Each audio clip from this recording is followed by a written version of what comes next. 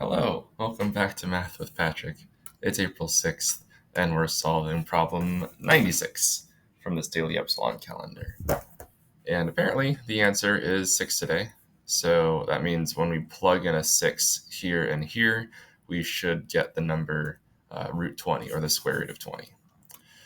And x is greater than 1, so I guess it's good that we know that it's a positive number.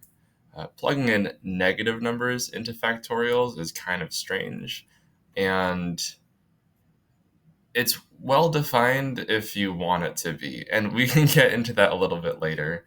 Factorials, just as they are, usually just mean multiplying all the numbers from your starting number all the way down to 1.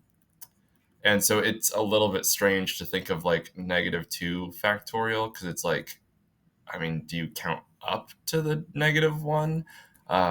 So we'll see how we can do negative factorials maybe graphically at the end, but at least for now, we don't have to worry about negatives. I also don't really like the square roots being here, so I think I'll start thinking of this problem after squaring the left and the right sides. So squaring the left will remove the square root sign and square the bottom. And then squaring the right side will just remove the square root sign. And this feels a little bit better to me because I'm not worried about taking square roots. Instead, everything here should be a whole number. And if x is greater than 1, if we're just going to do guess and check, the best number to pick is 2. And I don't see another good algebraic way to do this, because I guess I could say x factorial equals 20 times x squared, but I don't have any good steps to either combine these x's or to somehow get rid of that factorial. And I'm just going to see what happens when I plug in some numbers. So here's x, and then here is x factorial over x squared, and I just want to see when this reaches 20. 2 factorial is 2 times 1, so that's going to be 2. And then 2 squared is 4.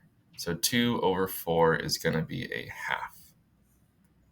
3 factorial is 3 times 2 times 1, or 6.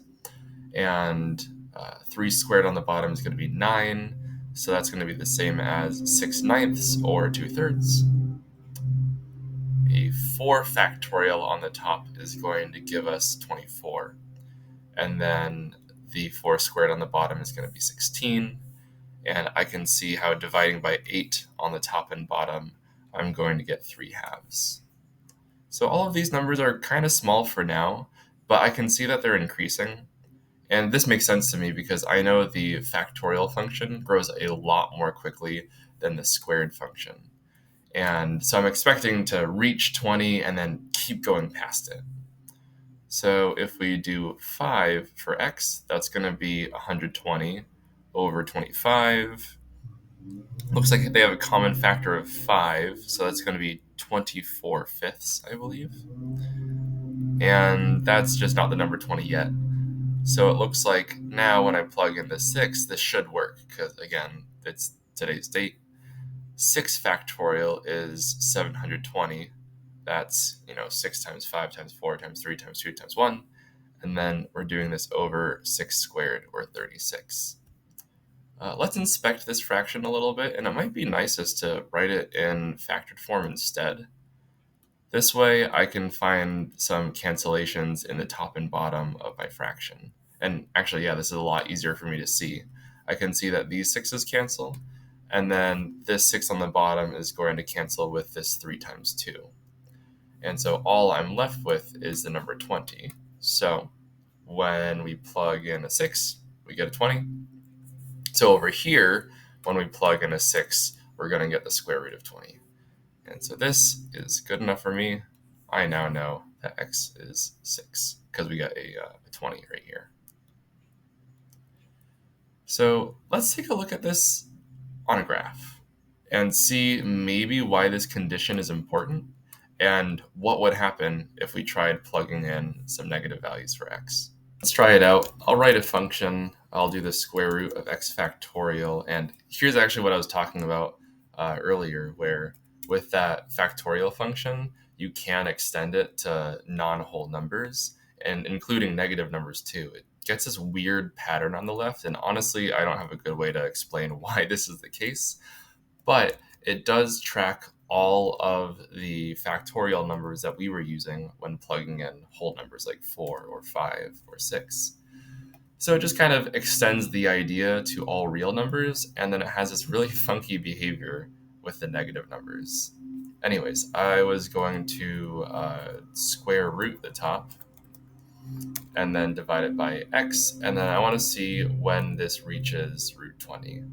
Oh, and it looks like we have two solutions here, where here's the 6 we found that matches today's date, and here's another solution between 0 and 1 that we're not including just because of that initial condition of x is greater than 1. So I could even write that in here in Desmos, and then all of a sudden I don't see this solution on the left side. And I guess I did solve it by squaring everything, so let me just double check what that looks like. Here, I'll scroll up to that value of 20 now. And so here's the same solution. Here's that 6 that we found.